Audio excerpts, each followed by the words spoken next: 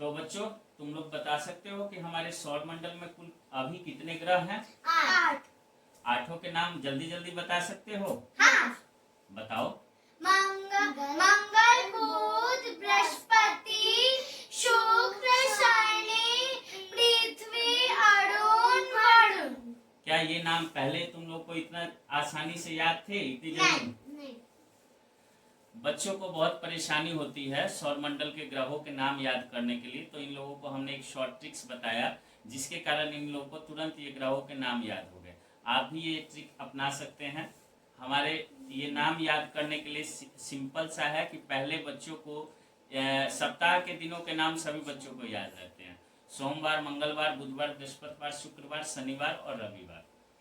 रविवार और सोमवार को हम लोग को छोड़ देना है, बाकी सप्ताह के दिनों में जो नाम है उनमें से वार हटा देना है। तो हमारे 5 ग्रहों के नाम सभी बच्चों को कंठस्थ हो जाएंगे। मंगल, बुध, बृहस्पति, शुक्र, शनि। इसके बाद पृथ्वी पर हम लोग रहते हैं।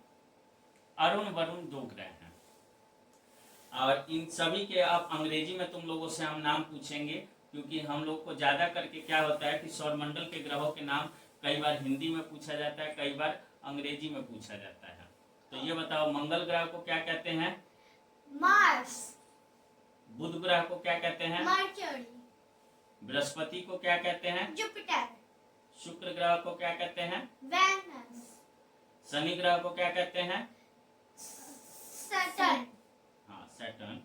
पृथ्वी को क्या कहते हैं? अर्थ। अरुण को? यूरेनस। यूरेनस। वरुण को? नेपच्यून। अच्छा, एग्जाम की दृष्टि से अगर हम बात करें, ये सभी ग्रहों के पहले तो ये देख लीजिए कि हिंदी और इंग्लिश में इनके नाम लिख दिए गए हैं। अब एग्जाम की दृष्टि से बात करें तो हम तुम लोग को ध्यान से इसमें बताना चाहते हैं, तुम लोग याद कर लेना, ये देखना बहुत काम की चीज है।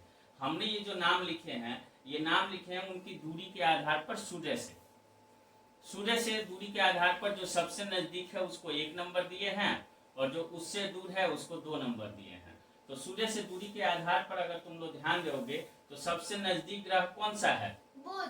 बुध ग्रह है। और यह सबसे छोटा ग्रह है और यह सबसे फुर्तीला ग्रह भी है। इसके बारे में जानकर तुम लोग को पता चलेगा कि 88 दिन में ही मात्र जो है सूर्य की पूरी परिक्रमा कर लेता है। दूसरा ग्रह है हमारा शुक्र। शुक्र जो है इसको भोर का तारा कहा जाता है, पृथ्वी की बहिन कहा जाता है और यह सबसे गर्म ग्रह है। यहाँ ज्यादा गर्मी होने के कारण है कि इसका वातावरण जो वायुमंडल है वो CO2 से भरा हुआ है।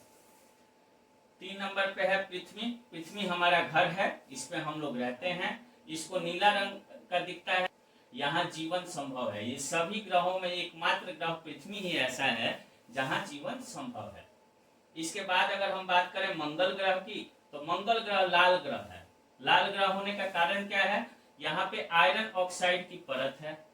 इसके जो धूल है और जो इसके पहाड़ हैं, चट्टान हैं, उस पर आयरन ऑक्साइड की परत है। आयरन ऑक्साइड वही पदार्थ है जो लोहे पर जंग लगता है ऊपर, उसी के कारण यह लाल दिखाई देता है। बृहस्पति ग्रह जो है सबसे बड़ा ग्रह है और बृहस्पति ग्रह के बारे में तो जानकारी पाकर तुम लोग बहुत रोचक जानकारी है कि यह इतना बड़ा है कि इसमें 1300 लगभग पृथ्वी समा सकती है। इसको ग्रहों का दानव कहा जाता है। शनि ग्रह जो है इसके चारों ओर बड़े सुंदर छल्ले दिखाई देते हैं। अरुण जो है एक ठंडा गैस दानव माना जाता है और यह अपने अक्ष पर 98 डिग्री झुका हुआ है, जिसके कारण अरुण को लेटा हुआ ग्रह भी कहते हैं। इसके बाद सबसे लास्ट में है वरुण। वरुण सूर्य के सबसे दूर का ग्रह है। इसके जो वायुमंडल में है मीथेन गैस अधिक है, जिसके कारण इसका नीला रंग दिखाई देता है। और इसका सबसे रोचक तथ्य यह है कि इस ग्रह के अंदर बहुत तेज तूफान चलता है और इसकी अगर स्पीड को मापा जाए तो 2000 किलोमीटर प्रति घंटे तक की स्पीड से यहाँ तूफान चलता है। तो क्या सौरमंडल की ये रोचक जानकारी तुम लोगों को अच्छी लगी? हाँ। याद हो जाएंगी? हाँ। कैसा लगा? बहुत